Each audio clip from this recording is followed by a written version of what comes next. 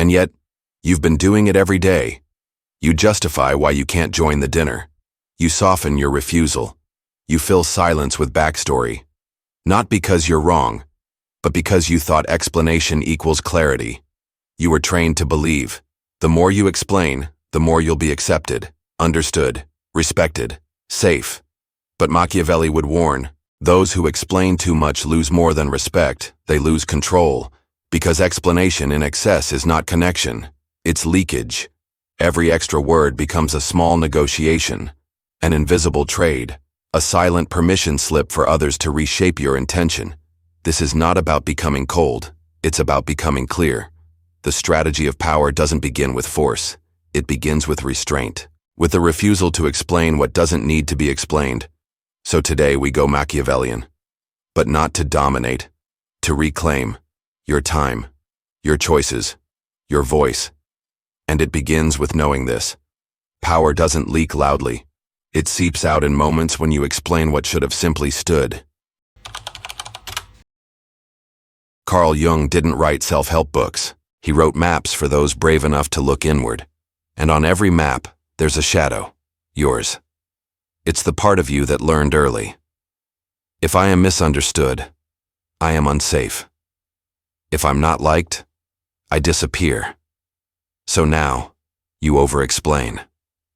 Not because you're wrong, but because you're terrified of being invisible. Let's name it. Explaining is not always honesty. Sometimes it's survival. A strategy of the ego.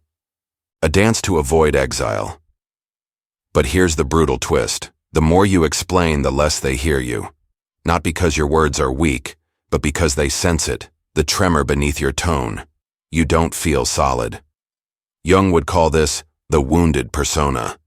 A self built not to express truth, but to manage perception. To be seen, not as you are, but as you hope they'll approve. And Machiavelli? He'd simply say, the moment you explain without necessity, you surrender authority. Why? Because the powerful don't clarify. They choose. They act.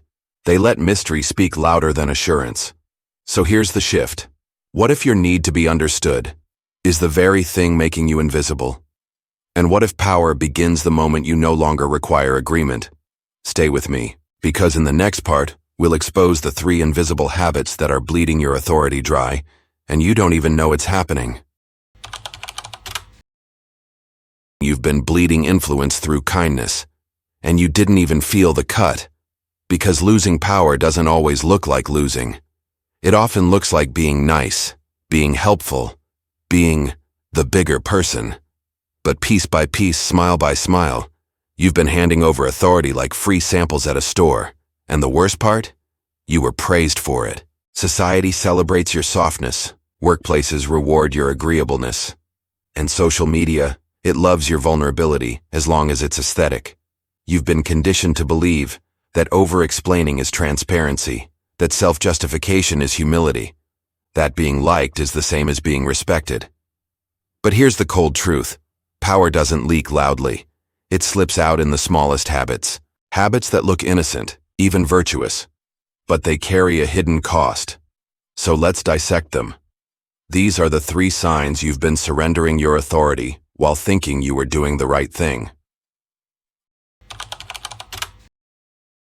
Let's say someone asks you for a favor. You know the answer is no.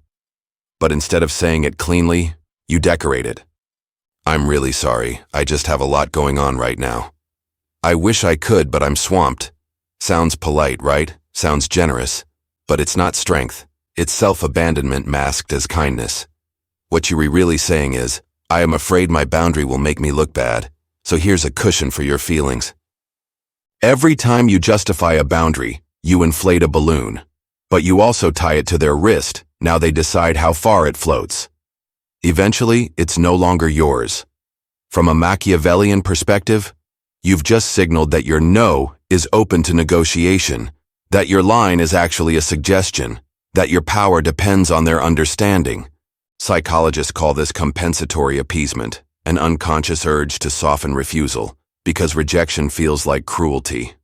But here's the twist. Power doesn't need to be loud. It needs to be still. A powerful no is clean. It's short. It doesn't apologize for existing. No, that doesn't work for me. No, I'm not available. No. That's it. Because the moment you feel the need to explain, you've already placed your boundary on trial. Ask yourself, is your no a decision or a request for permission to decide? You make a tough call. You distance yourself from someone toxic. You set a firm boundary. But minutes later, you feel it. That itch, that guilt, that inner voice whispering. Make sure they know you're still a good person. So you clarify, you explain. You say, I wasn't trying to hurt anyone. I hope they understand I did my best. I just didn't want more drama. Sounds balanced. But it's not clarity. It's image control. You've planted a tree, but now you're painting the leaves to look softer. You're not explaining the act. You're performing innocence. Because the fear isn't that you were wrong, it's that someone might think you were. And yet, even after explaining, you still feel hollow. Because the point wasn't to be understood, it was to not be judged. Machiavelli would laugh, not cruelly, strategically. Because in power games, the moment you appeal to fairness, you shrink. Not because fairness is bad, but because seeking validation dilutes perception. He wrote, "He who strives to be universally liked achieves universal mediocrity," and modern psychology agrees. This is moral distancing, framing hard decisions as unfortunate necessities to shield your identity. But here's the paradox. The more you try to look balanced, the more people sense imbalance. Strength isn't proven through defense. It's revealed through stillness. So ask yourself, when you make a hard decision, are you clarifying truth or asking to be forgiven for having one? It starts with a pause, a gap in the conversation. You said something firm, maybe even bold, and now the other person just looks at you. No nod, no words, just space. And that's when it hits you. Discomfort, uncertainty, panic. So you speak again. You explain what you meant. You soften your tone. You wrap your truth in packaging. You're like a street performer who can't stand still, juggling words to keep their attention, even if no one asked you to. But here's the psychological truth. Your nervous system is reacting to perceived rejection. Silence feels like judgment. And your instinct is to rescue yourself with more language. But every extra word, it drains power. Because silence isn't empty. It's energy. It's the moment people decide what they feel about you. And if you can't hold it, they hold you as uncertain. Machiavelli wrote, "It is a great mistake to reveal one's intentions too soon. Let others speak. Let them fill the air." Because silence is not a threat. It's a throne. And only those who've made peace with tension can sit on it. Psychology calls it anticipatory threat perception. Power calls it leverage. So here's the new rule. If you say something that feels true, stop. Let the words hang. Let the room shift. Let them feel it without a follow-up. Because the person who fills the silence proves they need the room. But the person who holds it becomes the gravity it rotates around. Ask yourself, when the silence falls, do you shrink or do you let your stillness speak? You've seen how power slips away, in soft refusals, in strategic guilt, in panic-filled pauses. Now it's time to flip the frame. Machiavelli didn't worship cruelty, he worshipped control. And control begins with this. Stop waiting for consensus. Start creating inevitability. This is the core of preemptive framing, a psychological tactic so subtle, most don't even know it's happening. It means this. You don't speak to convince. You speak to frame. You don't wait to be accepted. You act as if the decision is already real. You don't ask the room what they think. You move like the room is already following. Because most people perform power. But true presence creates the conditions where agreement becomes irrelevant. Let's make it real. But before that, pause and realize this. Most people wait to be told what's acceptable. You decide what becomes inevitable. You don't need a vote. You need clarity. And clarity doesn't wait. Scenario 1. The team decision. You walk into the meeting knowing what must be done, but the air is heavy. Colleagues shuffle papers, eyes down, waiting for reassurance. The old you would explain, soften, try to get everyone on board first. The new you says, "This is the direction. If we hit friction, we'll adapt." Then silence. No slides, no sales pitch, no smile to make it easier. For a moment, they blink, and then something strange happens. They shift in their seats. Some nod, some stay quiet, but no one pushes back. You just drove a stake into the ground, not to divide, but to orient. You became the compass, not by demanding agreement, but by moving as if it had already been given. Scenario 2. The boundary setter. A friend texts, "Hey, can you help me move Saturday?" You feel it, the urge to over-accommodate, to offer an excuse, to soften the decline. But this time you reply, "That won't work for me," and put the phone down. No follow-up, no emoji, no nervous explanation. They write back, "Oh, okay." That's it. Nothing broke, nothing burned. And you? You stayed intact. You didn't push them away. You simply didn't unlock your gate, and the world learned, your time is not on clearance, it's curated. Scenario 3. The strategic withdrawal. You're cornered in a group chat. Someone calls you out. Passive-aggressive tone, loaded questions, a trap. The reflex screams, "Defend, explain, fix this." But you inhale and type 3 words. "I'm not engaging." Then leave the chat. Silence follows, and it's louder than any defense could be. You walked out of the fire without trying to put it out, because you realized it was never your fire to fight. Preemptive framing doesn't mean you dominate. It means you choose where the conversation begins. You don't react, you define. You don't ask for clarity, you become it. So here's the Machiavellian rule. Act before you're asked. Speak before you're approved. Pause before you explain. Because power doesn't wait. It frames the moment and lets the world catch up. Power isn't a speech. It's a posture. It's not something you declare. It's something people feel without you saying a word. And the only way to reach that level of presence is not theory. It's repetition. You train it like muscle, not to impress others, but to become someone who doesn't flinch under pressure. Let's build that. But first, pause. Let's look at what happens when you don't. You hesitate, you explain, you shrink, and they don't even notice, because they never had to. You think you're being reasonable, respectful, relatable, but you're not being powerful, because power doesn't perform. It anchors. It enters rooms without auditioning. It acts, not reacts. It defines, not defends. And to get there, you don't need better arguments. You need better rituals. Ritual 1. The 2-second pause. Before every reply, every decision, every entrance into a room. Pause. Just 2 seconds. Not to think, not to calculate, but to anchor. It's the difference between stepping into water and letting the water come to you. Psychologists call it response latency. The pause makes people feel like you are in control, even if you haven't said a word. Practice it. At the coffee shop, in the meeting, with your partner. Let silence arrive first, then speak. Half as many words as usual. Watch what happens. Ritual 2.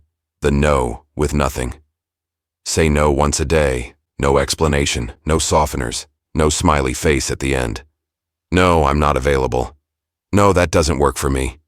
No. Then stop. Let the silence carry it. At first it will feel uncomfortable, like standing naked in the wind, but over time it becomes armor, not to defend, but to not need defense at all. You're not closing doors, you're holding shape. Ritual 3.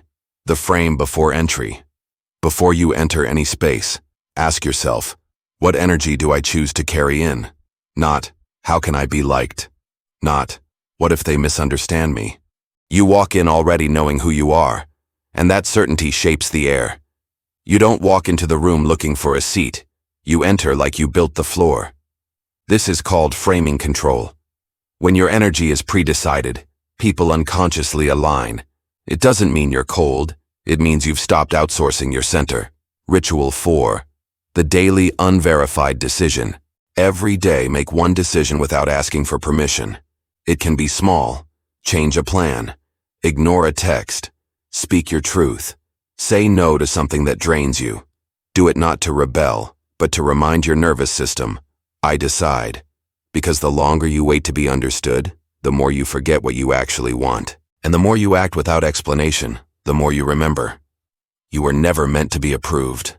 You were meant to be embodied. This is not arrogance. This is alignment. You've been taught to be clear, to be transparent, to explain every move. But here's the truth. Clarity is not always power. Sometimes, it's a trap. Nietzsche warned, the one who seeks to be fully understood loses the will to become. And Kant argued, reason reveals form, but mystery preserves awe. Because when people fully understand you, they can fully predict you, and what they can predict, they begin to control. So here's the reframe. Stop trying to be readable. Start becoming real. Because mystery is not deception.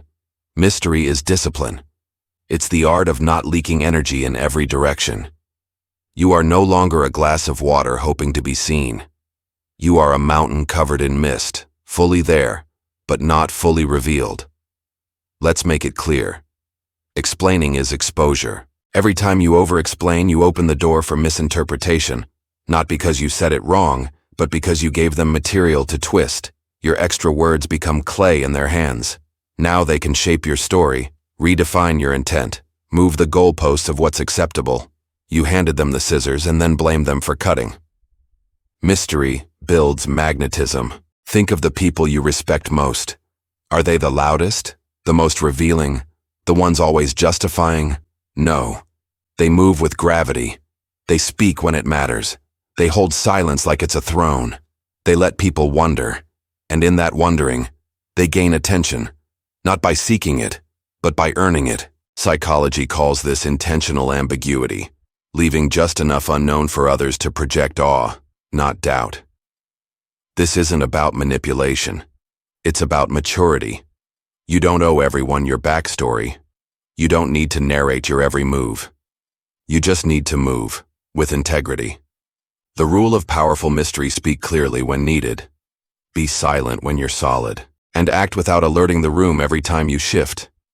The more they wonder what you're thinking, the more they feel your presence. You are not a page to be read. You are a presence to be felt. Let them feel the weight of your boundaries, not the paragraphs that justify them, because mystery doesn't hide the truth, it protects its value. And when people feel they can't access all of you, they finally respect that they were never meant to. You don't need to be louder. You don't need to be meaner. You don't need a better argument. You just need to remember. You were never required to explain your existence. Carl Jung once wrote, "The privilege of a lifetime is to become who you truly are." He didn't say to explain who you are. He said to become. And becoming is often done in silence. So today, try this. Let one moment pass without explaining yourself.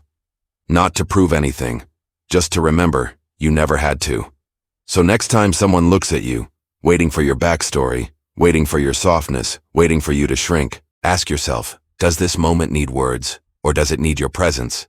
Then choose accordingly, and walk forward, not explained, but unshakable. And if this stirred something in you, share it, subscribe for more, not just to follow, but to remember who you are, before the world explained it away.